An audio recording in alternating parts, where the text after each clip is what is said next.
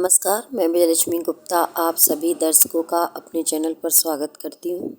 उम्मीद करती हूँ सभी स्वस्थ होंगे, मस्त होंगे और ज़बरदस्त होंगे।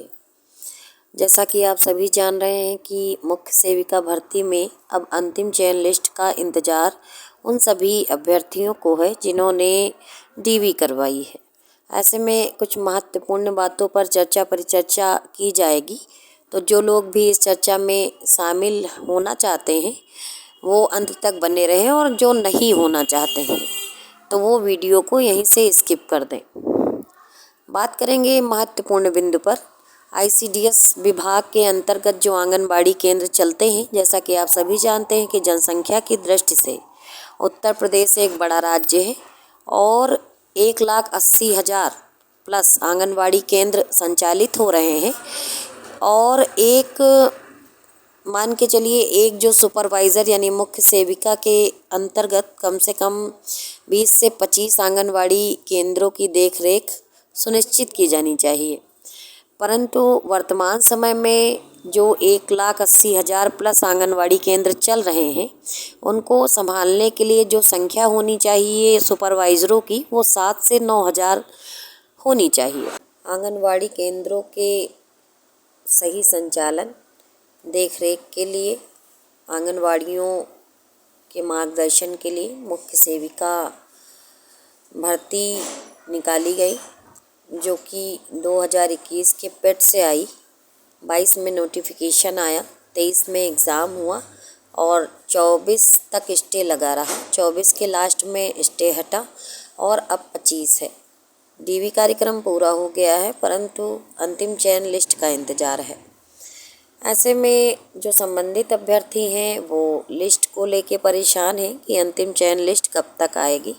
हालांकि आयोग के द्वारा बताया गया है कि हम एक निर्धारित समय अवधि में आपका जो भी परीक्षा परिणाम है वो जारी कर देंगे, परंतु मानव स्वभाव है कि अपनी चीज़ों के लिए सटीक जानकारी प्राप्त करने के लिए जो भी अभ्यर्थी हैं वो बार बार आयोग का चक्कर लगाते हैं और वहाँ से निराशा ही हाथ लगती है, क्योंकि जो भी प्रक्रिया है वो थोड़ी लंबी है, रिजल्ट बड़ा है, ऐसा संबंधित अधिकारियों द्वारा बार बार बताया जाता रहा है। हालांकि UPSSSC के लिए ये कोई नई बात नहीं है। UPSSSC से जो भी भर्तियां निकलती हैं वो पंचवर्षीय योजना बन जाती हैं, या उत्तर प्रदेश के अंदर ये आयोग अपनी इसी विशेषता के लिए जाना जाता है।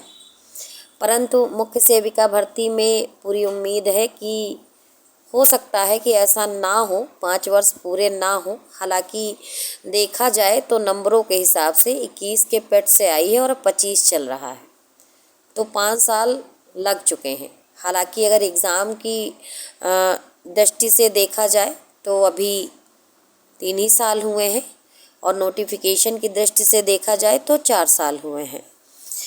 कोई भी भर्ती हो उत्तर प्रदेश के अंदर किसी भी आयोग के द्वारा कराई जाती हो, तो कहीं ना कहीं पर कुछ एक व्याधियाँ आ जाती हैं और भर्ती कोर्ट में चली जाती है। एक बहुत बड़ा कारण ये भी है कि भर्ती लंबी खिंच जाती है। फिर अभ्यर्थी सरकार को, आयोग को दोष देते हैं, और उन लोगों के पास भी एक सूटेबल आंसर होता है कि हम लोग तो भर्ती फंसाते नहीं हैं, भर्ती फंसाने वाले आप ही लोग हैं। जो भी अभ्यर्थी वास्तव में परेशान हैं, जिनके नंबर अच्छे आए हैं, जिन्होंने परिश्रम किया है, वो रिज़ल्ट की उम्मीद में बार बार आयोग के चक्कर काटते हैं, परंतु वहाँ से यही बातें बताई जाती हैं, अभ्यर्थियों को ही दोषी बना दिया जाता है कि आज भर्ती अगर फंसी है तो आप लोगों की वजह से।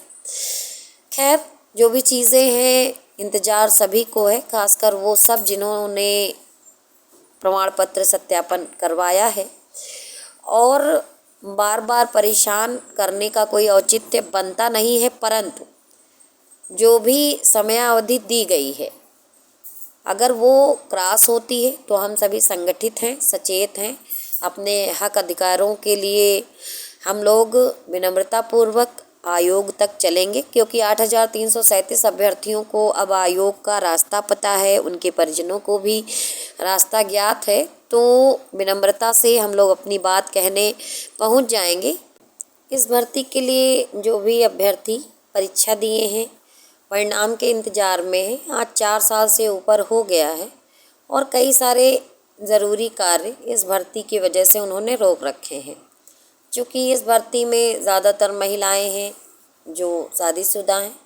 कुछ अभ्यर्थी ऐसे भी हैं जिनका विवाह नहीं हुआ है और वो तैयारी कर रहे हैं और चाहते हैं कि वो अपने पैरों पर खड़े हो जाएं, उसके बाद ही कोई डिसीजन लें। तो ज़्यादातर जो अभ्यर्थी हैं जो विवाहित नहीं हैं काफ़ी परेशान हैं। हालांकि ये कोई मुद्दा नहीं है दबाव बनाने का कि हमारा ब्याह इसके वजह से रुका है, क्योंकि आयोग ने किसी से कहा तो है नहीं कि आप अपना ब्याह रोक करके नौकरी की बाँट जोड़िए।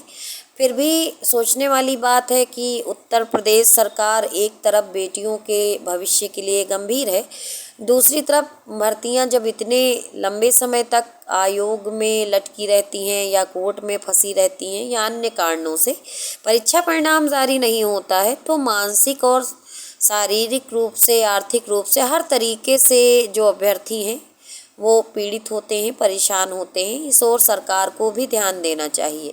संबंधित अधिकारी जो अपने कार्य का रोना रोते रहते हैं कि हमारे पास बहुत कार्य है, तो जो भर्तियां 10-10 साल से फंसी हुई हैं, ऐसा क्या उसमें पेच था जो 10-10 साल लग गए। तो कहीं ना कहीं पर कुछ ना कुछ हीला हवाली आयोग की तरफ से की जाती है कि अगर समय से ये लोग चीज़ें करवा लें तो फिर कार्य पेंडिंग में ना हो पाए। 2021 के पेट से जो भी भर्तियां आई थी उसमें से भी अभी 2-3 भर्तियां नहीं पूरी हुई हैं। यही भर्तियां कई साल लटकी रहती हैं, तो इसके बाद जो 2022 के 2023 के पेट से भर्तियां आएंगी वो भी इसी तरह से लटकेंगी। तो ये थोड़ा विचार करने का विषय है। हालांकि मैं जानती हूँ कि विचार कोई करेगा नहीं। आयोग की ये भर्ती कराने की जो प्रक्रिया है, जो पंचवर्षीय योजना बन जाती है, इस प्रक्रिया से सभी अभ्यर्थी दुखी हैं। बार बार धरना करते हैं, बार बार प्रदर्शन करते हैं, बार बार आयोग के चक्कर काटते हैं। कभी कभी तो ऐसा लगता है कि पूरी ज़िंदगी आयोग के चक्कर काटने में ही गुजर जाएगी। ये बहुत पीड़ादायक स्थिति होती है जब आप परीक्षा दे दिए होते हैं, आपका स्कोर भी अच्छा होता है और परिणाम जारी नहीं होता है। आयोग से, सरकार से विनम्र निवेदन है कि वो इस ओर ध्यान दें और महिलाओं की पीड़ा को समझें। ये जो बीड़ा उठा रखा है कि पढ़ी बेटियां, बड़े बेटियों की स्थिति सुधर जाए, तो मुझे लगता है कि आयोग के चक्कर काटते काटते ही उनकी चप्पलें घिस जाएंगी।